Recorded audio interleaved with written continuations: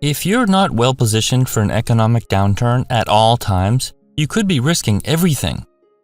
When a financial crisis occurs, it's no rare event for individuals to lose their job that had the illusion of stability. Their retirement savings could be sliced in half, and they could even lose their home to the bank.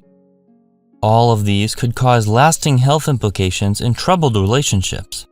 It's easy to forget about the times of misfortune when the economy has been performing well for an extended period of time, but there's never a point in time when the effects of slowdowns should be minimized. Luckily, when an economic downturn occurs, this provides massive opportunity for those who have a high level of financial stability. This can provide them the opportunity to build incredible wealth beyond what they could have imagined. Learn how to properly prepare for unfortunate times so you can take advantage of opportunities as they present themselves. My name is Chris, and I help teach people about money, personal finance, and investing. If you're interested in improving your financial future, make sure to subscribe to the channel and hit the like button if this video is helpful.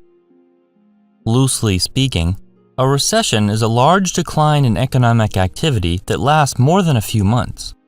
This could be caused by a variety of factors, including inflation when prices rise and the dollar becomes weaker, deflation when prices fall and the dollar purchases more, high interest rates, and lending problems.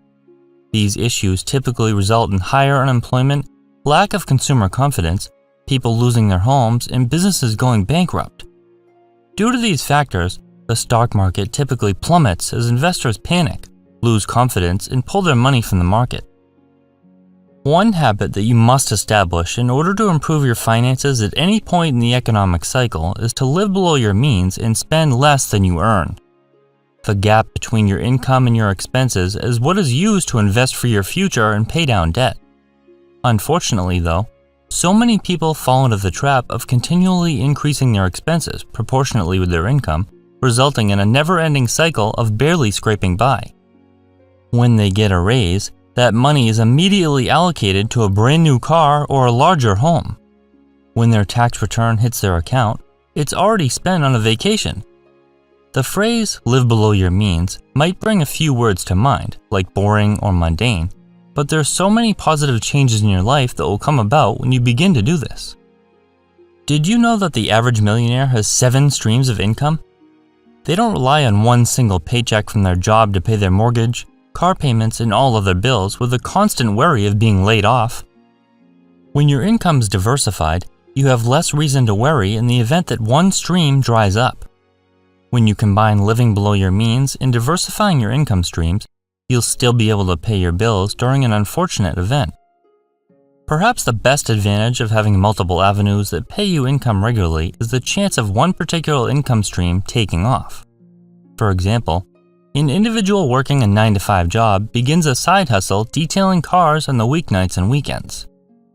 The car detailing business turns out to be a hit, with customers lining up for services, and it ends up being a much higher hourly paying job than working a 9-to-5.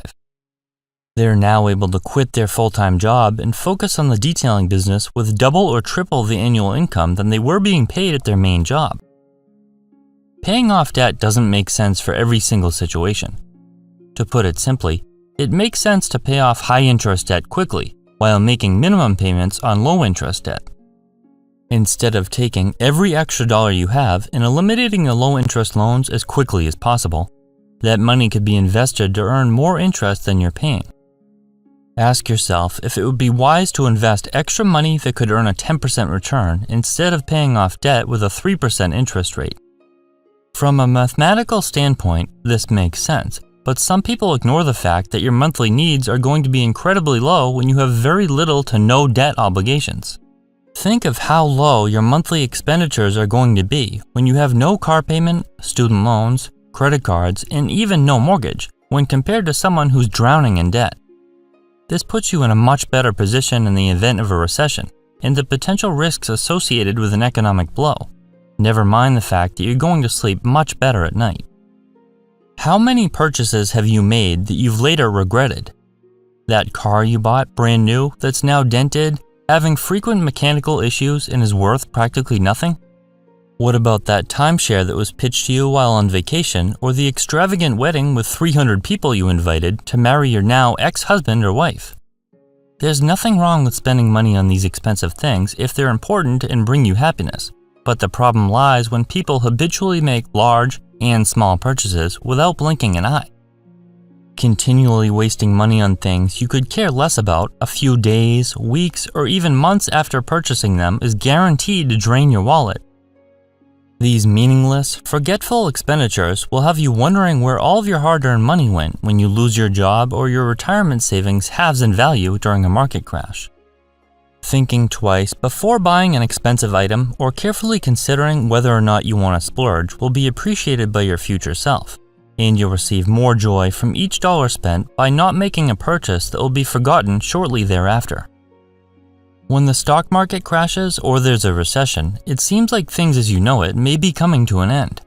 Will things ever get back to normal? It's worth noting that the average recession occurs about every 4 years and lasts about a year and a half, according to Acorns.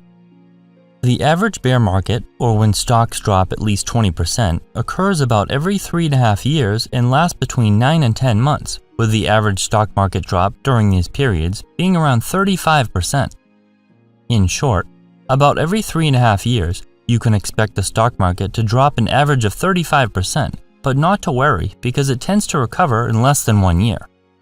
It's always unnerving when your investments lose a large percentage of their value, especially when you're getting older and replacing those funds would be seemingly impossible. That's your hard-earned cash that's practically vanishing into thin air, but when you look at history and know what to expect, these events are much easier to stomach.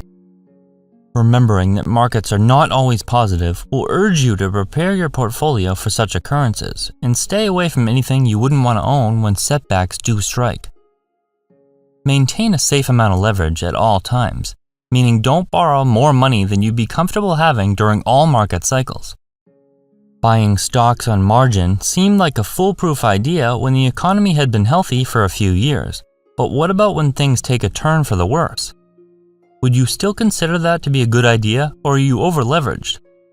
What about your home equity line that enabled you to borrow against much of the value of your home, leaving you little to no equity? You're able to make the payments easily now, but what if your income decreases?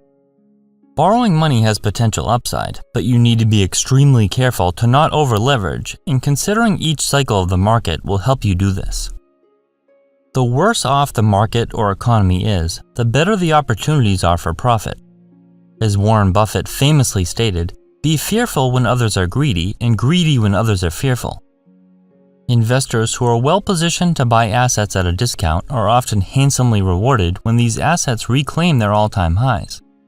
Buying the dip follows the basic investment principle of buy low, sell high, similar to timing the market.